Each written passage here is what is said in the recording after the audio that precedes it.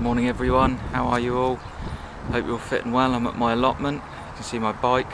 It is an absolutely beautiful day here. I don't know what the temperature is. It must be 15, 16, sun's out, sky's blue. There's a lot of people working on their allotments. People just out in the fresh air. Oh, there's a kite. Can't quite get him. The beautiful red kites that we have here in Reading, there's loads of them, there's absolutely everywhere. Anyway, you probably can't see what I've done here properly, but I've just put in a line of comfrey. Can you pick that comfrey up? Yep, there's a comfrey. There's another little comfrey in the middle of the screen. You can't really pick it up properly, but if you look along you can probably see the colour of the soil towards the edge of the grass is darker where I've wet it. So I've got a line of comfrey root in, and those of you that watch my videos regularly will know how excited and passionate and enthusiastic I am about this tiny little green seedling that will grow up. Comfrey is just an extraordinary soil feeder.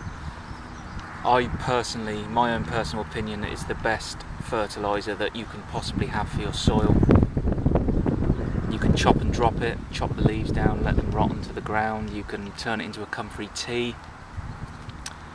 But yeah, once as I said, I'm a little bit obsessed with comfrey. Here's a slightly bigger one for you to have a look at. Little comfrey plant. And I'm not bothered about the size of the leaves. The basic fact is that the roots are in the ground, and that's all that counts, because they will now, you know, another couple of days of sun and they will go absolutely crazy. So that comfrey's in. My little comfrey obsession has been begun for this year. I've also just planted a little fig tree that I grew. I had a massive fig tree at my old house, and I basically just cut a piece of branch off, stuck it in the soil and hoped for the best, and this is a year's worth of growth. I've kept it indoors in the winter so it's been nice and warm, and I've just planted it out, giving it a good water, and I'm hoping that's going to grow. I'm not even sure what you can see because the sun is so bright at the moment. Fruit trees, no buds yet, which is a shame. What else have I done? The water butt, put that up to catch the water. It's my garlics. The garlics are coming along nicely. Sorry, I'm in the... So they're coming along quite nicely. You can see how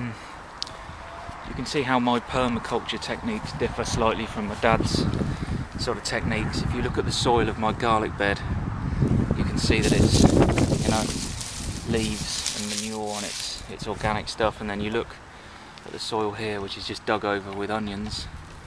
So, you know, it doesn't matter. It doesn't matter that we're using different techniques, but I just thought that was an interesting little thing to show the differing sort of types of soil. There's my mulched permaculture. You know, this is all just, look at this is good stuff. Of course, underneath it's nice and, soil's nice and damp. And that's the thing that I need to point out actually. If you move the organic matter, the soil is damp. Oh, there's a worm there. That's what you want to see. That's excellent. The soil is damp, so I don't need to water anything. Whereas if you move just a few centimetres to the right, where there's no mulch on top, no organic matter, look at the soil. Look at that. It's absolutely bone dry and it blows away.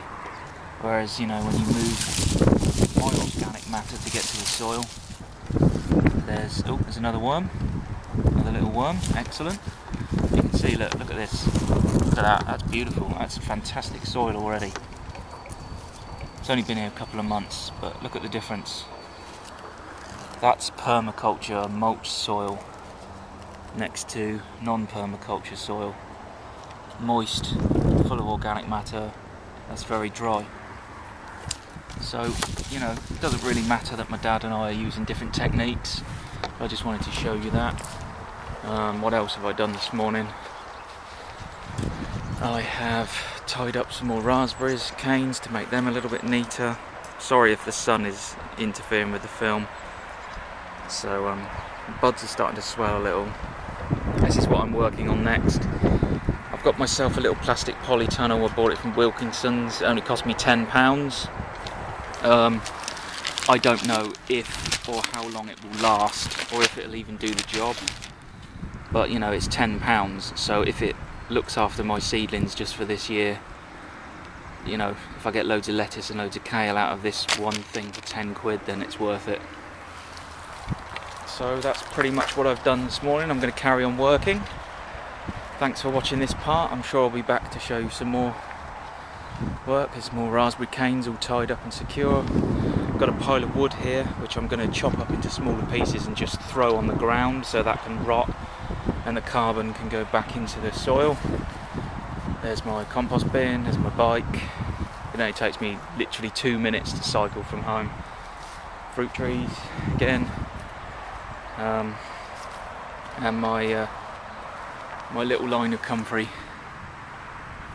There's the stick, that's where the line ends. Didn't quite have enough comfrey to get to the end of the plot, so, but I will have more coming. And if you see the stick at the far end, that's where it begins. So thanks for watching part 1, and I'll see you again soon. Thank you very much. Cheers. Welcome back to the allotment, everyone.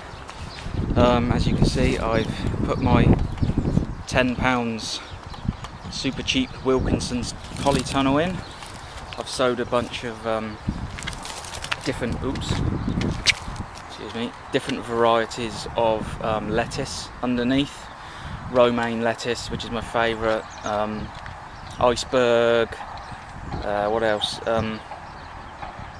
Lamb's something lettuce, can't remember what that is. Marche, sorry, lettuce. So we're just going to see how that works.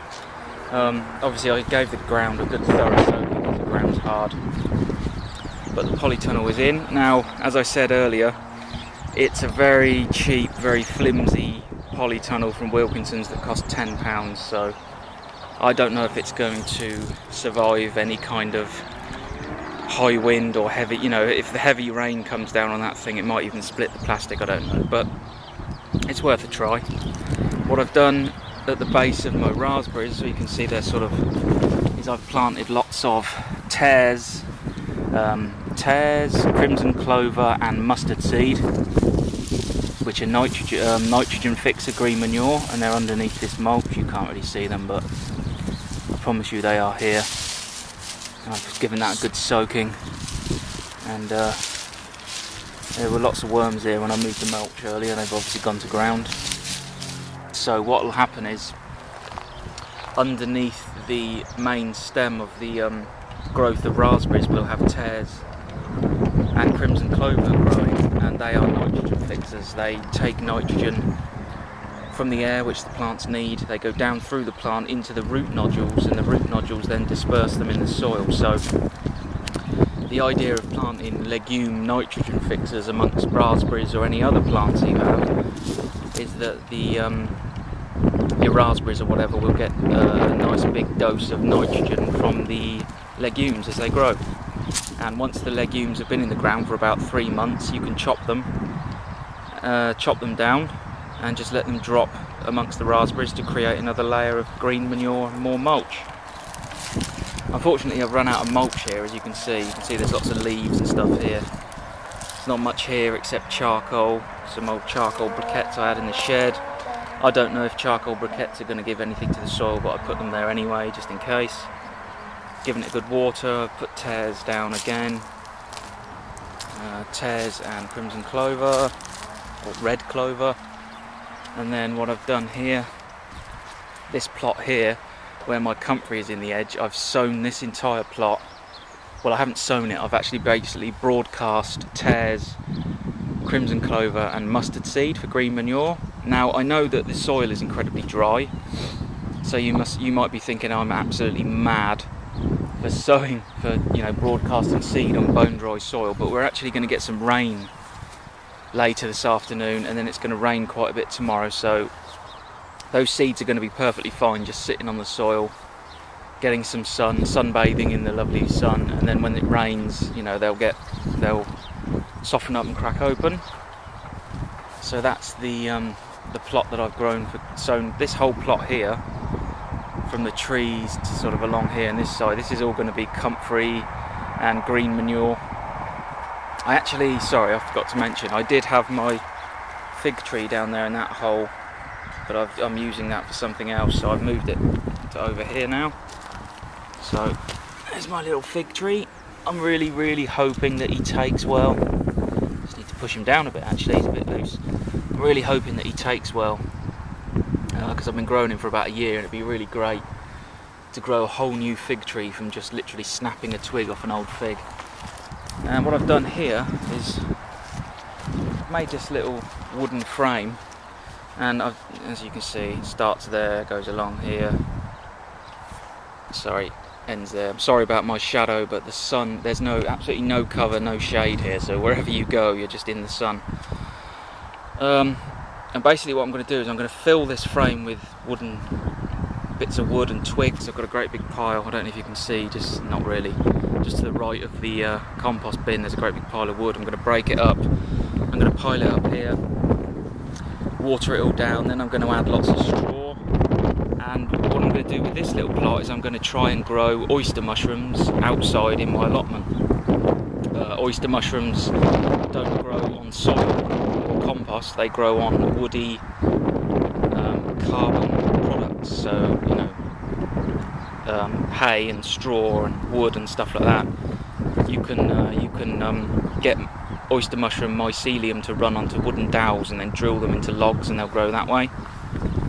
But basically that little plot there, little wooden frame, I'm going to attempt to grow oyster mushrooms. I'm going to fill it up with more wood and then fill it up with hay, and then I will introduce some pieces of oyster mushroom that I've dried and ground up in a coffee grinder to catch all the spores, and we'll see what happens there. So that's all I can really do today. I've had a fantastic morning. It's just the most, don't know if you can see, it's just the most beautiful day here in Theale in Reading.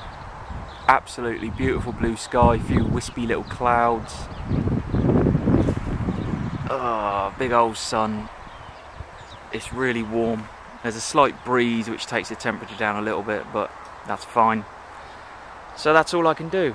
I've tied up the raspberries, fitted the Pollytunnel, sowed green manure around the base of the raspberry canes. I've made this little wooden frame in preparation for oyster mushrooms. I've sown this plot with mustard and tares, crimson clover, and I've got a line of comfrey root in the ground.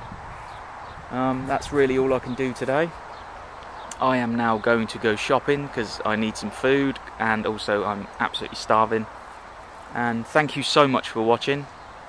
This is, you know, it's been a great day, and I'm finally really excited about the allotment, because, you know, as soon as the sun comes up and the mud starts to disappear, you know, little green shoots appear out the ground, and you know that things are happening. So thank you for joining me, thank you for watching. I really appreciate that you choose to spend some of your valuable time with me. Please subscribe and like and comment, you know, all the usual stuff.